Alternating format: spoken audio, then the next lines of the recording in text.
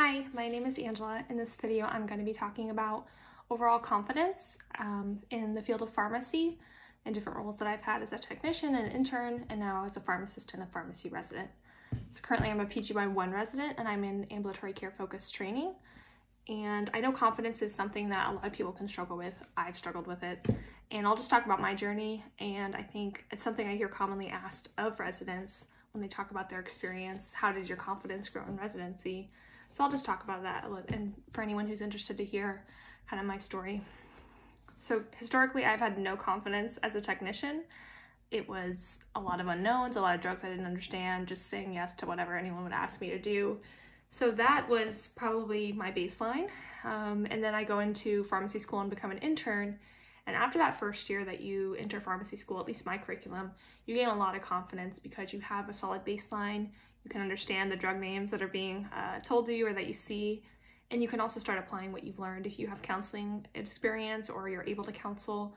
Your pharmacist, supervising pharmacist can let you do a little bit more, so you feel a lot more confident and you feel like you're making a difference more than you did as a technician.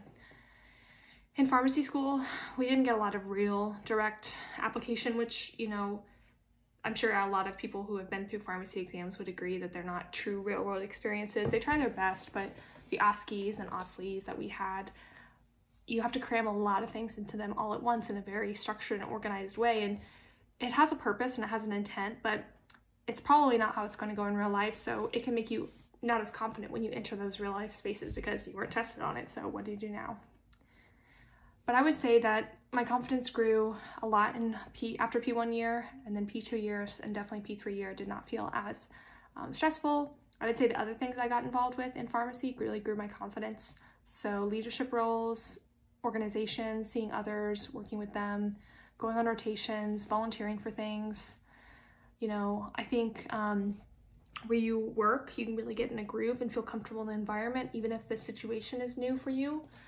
So I got into a couple of those with the different jobs that I had, and I think a lot of people still, once they hit that fourth year and they're either on rotation or they're at the end and about to graduate, they have what people call imposter syndrome, where you don't feel like you've really earned your degree, you don't feel like you really know anything, and you can't really help patients, but you're getting a degree that says you can. And after I took the NAPLEX, I did a video on that, I felt very incompetent and that I didn't learn anything. Law as well didn't make you feel good, but I would just say that that is common. If you experience that, it's normal, and hopefully what I say next will give you a little hope. So that's when I was going into residency, very low confidence. What am I doing? I just barely passed, it seemed like, these exams. I've been on rotation, you know, I'm confident and comfortable with going on a rotation, having a deadline, having topic discussions, having to present to my preceptor, things like that. But how do I do them as a resident? And what's the expectation? You know, okay, I'll prepare for this like I would as a student, but what else do I do as a resident? How do I fulfill these expectations? And at the same time, I was also not confident with how I was going to have a relationship with my preceptors because they were now my colleagues. You know, we were all pharmacists. And yet I'm still a learner. So am I more professional? Am I less? Am I, you know, what changes? I didn't know. So it did not help my confidence.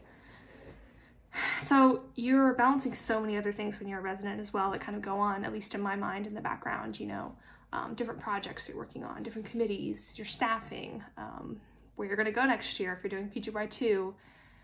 And all of it is so new and you feel like you don't know any of it really well, even if it seems doable. It's just a whole new ballgame. At least that's how I felt.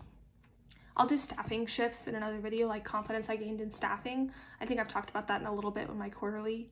But my confidence grew a lot in staffing shifts because you're managing a lot of different kinds of problems in a short amount of time. But if you have the resources, you have the guidance, you have the support, you can manage them safely, professionally, and efficiently.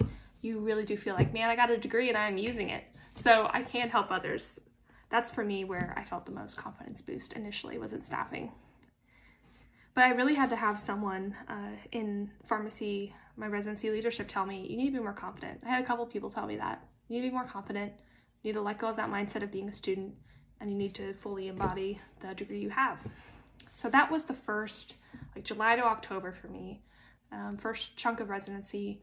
The next thing I'll describe is like November to January, so before interviews, but doing a lot of the a lot of the PGY2 application process.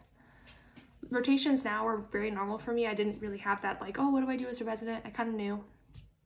I had, you know, I felt like I kind of got this with a bunch of resident stuff. Like if I got on a new project, I kind of knew what my expectations were as a resident. So that wasn't an issue, but I felt a lot of flashbacks, I guess, doing PGY2 searches.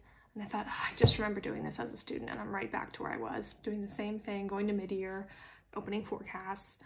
And I think December was a big month for me because I just felt like it was a repeat and I hadn't really grown if I'm doing all this again. It was weird. It was probably just all in my head. But again, my preceptor encouraged me to be more confident, let go of the student mindset. So I found that I was still kind of holding on to that. My only thought is that was coming from PGY2 interviews. But now, you know, we're going to go from like February to now. Now I'm in April when I'm posting this.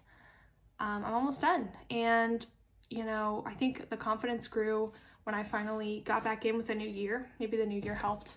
I started getting interviews. I went on those processes, and then I talked to people in my interviews about what my passions were, what my strengths were, how I'd grown in residency, and it all kind of started clicking for me, the things that I've done and how much more confident I've been. Staffing, again, just kind of grew and became a lot easier. And at times, I guess in my rotations, my confidence was maybe up here, but my skill set was down here. So I actually thought, oh, I need to kind of tone it back and say when I don't know. So it grew more than I thought it would ever grow. And I think it's not 100% all of the time. There are definitely times when I don't feel confident. But one of the things I think I appreciate the most about residency is, although you're thrown into so many new situations with so much on your plate, you really start to feel a sense of competence when you can manage them, tag team, get support, bring new ideas, do things that you never thought you could do. You're kind of like, I got this, what's next? At least that's the mindset I think I'm glad to have had at this point. So I think my overall thoughts, it's really tough to be confident in yourself in a lot of different ways, settings. So just know that sometimes you never know who it's going to be. Maybe it's a couple of mentors that kind of push you and nudge you and remind you, hey, you could be more confident. You know, they kind of see that in you. So I think it's great when mentors can do that. I kind of didn't do anything actively to improve my confidence. I kind of trusted the residency process to do that for me. And so I think maybe in rotation evaluations is when it clicked.